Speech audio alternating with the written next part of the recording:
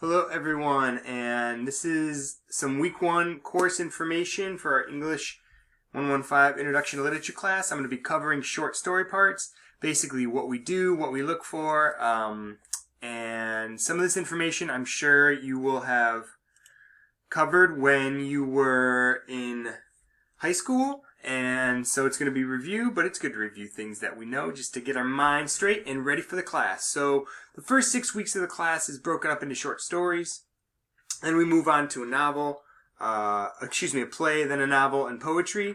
All of the information I'm going to present here is really stuff that we'll use for all of those different reading assignments. Poetry, novels, plays have all of these literary elements as well as short stories.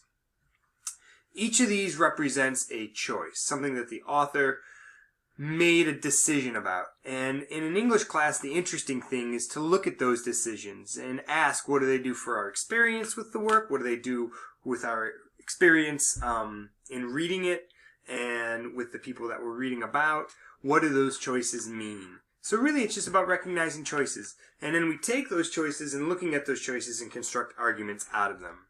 So first of all, what are the parts of a short story? I'm sure you've heard of some of these before. One being the setting, characters, plot, conflicts. We'll be going through all of these individually. Point of view, theme, and then finally, one that I'm just calling wildcards. And again, what do all these things add up to? They add up to author choice. Author choice. Authors make decisions about the setting. Authors make decisions about the characters, about the plot, about the conflict, about how the story is going to be told, about the big ideas about life that they want to express. They all make decisions, and in those decisions is kind of, for me, art. In those decisions are what make up the artists we come to love. First of all, let's take a look at setting. The setting is 3 W's. Where, when, can you guess the other setting W? Weather. Yeah, weather. What's the weather like in a story? That makes up what the story is about. Where the story takes place. Now, before we get to characters, sorry about that, the details of the setting can be sometimes very generous. We'll get a lot of setting detail. Other times we won't get much setting detail. As you're reading this week's story, The Interlopers, look for those descriptions of place, of the where, of the when, and of the weather. Certainly in The Interlopers, of the weather. Characters are imagined people who inhabit a story. And with characters, we look for moments of characterization. A moment of characterization is a point in a story where we get to know something about the person. Sometimes that's through action, sometimes that's through dialogue, sometimes that's through things that we learn about people about in terms of what they do for a job, how they are with their family, how they are with their friends. Moments of characterization are really interesting for me. Those are places in a story where an author develops a character. And finally, that character is linked to traits. Traits is a word for behavior, how people act. And traits are almost always linked to action. A plot is how a story is told, the arrangement or the events or the actions in the story. Some stories go chronologically. They go in time order. First, then, next, finally. Some stories they have flashbacks. We'll be reading one next week that is a story that's filled with flashbacks. And flashbacks are moments in a story where the plot jumps back in time to give us some information about a moment in a character's life. You have conflict. Conflict is at the heart of stories. It's an opposition of forces. There's an internal and external conflict. External conflicts are conflicts that happen with something on the outside. Internal conflicts are conflicts within a person. Point of view is who is telling us the story, the narrator. So you can have a first-person story, a second-person story, or a third-person story.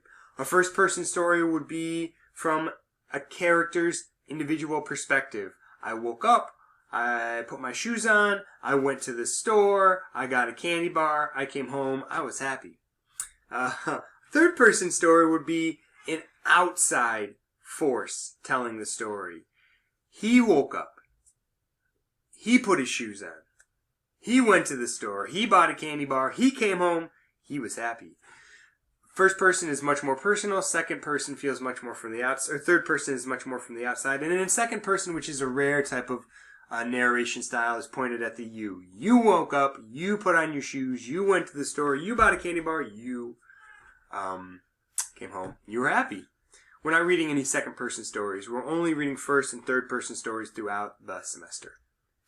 Theme is a big idea about life. Now we're going to talk a lot about theme come week 5, and then when we're working on our short story essay week 6. But a theme is what the story wants to examine about the world we live in, about life, about being human. There's some very big ones like love, death, and family, but certainly a work can have multiple themes. We're going to read some stories coming up here that have themes as about family, about relationships, about friendships, about even how people feel about a quilt. Themes can be very varied, and again, stories can have multiple themes. Now the wildcards, other things you can look for meaning, the title. Interestingly enough, the title can sometimes be a good way into a story. It can lead us to thinking about the story. Character names, what their names are. The author's biography, what experiences they've had. I'm always interested in what authors have done for a living and how they got to their writing career. And finally, symbols. Symbols are items or actions that generally stand for things beyond their literal self.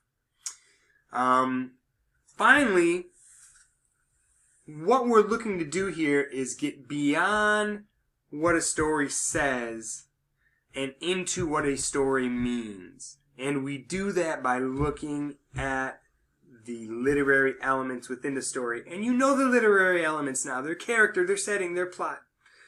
There's symbols, there's titles, there's character names. Saying is the plot, what happens. It's on the surface of the story.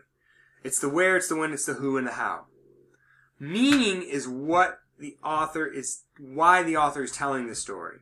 What do they want to tell the audience? What are the big ideas? What are some of the themes? What does the story want to tell us about the world we live in? That's meaning. And so by looking at these different literary elements, we get to determine the meaning of a story. Alright, I think that covers it for our short story parts presentation. I hope this helps. As you're reading The Interlopers, make sure you're noting what the setting is, who the characters are, what the plot is, who the narrator is, what the point of view is, and maybe if you even want to think about it, what the themes are. What is the story trying to say about the world we live in? Enjoy the story, and I hope you enjoyed this presentation.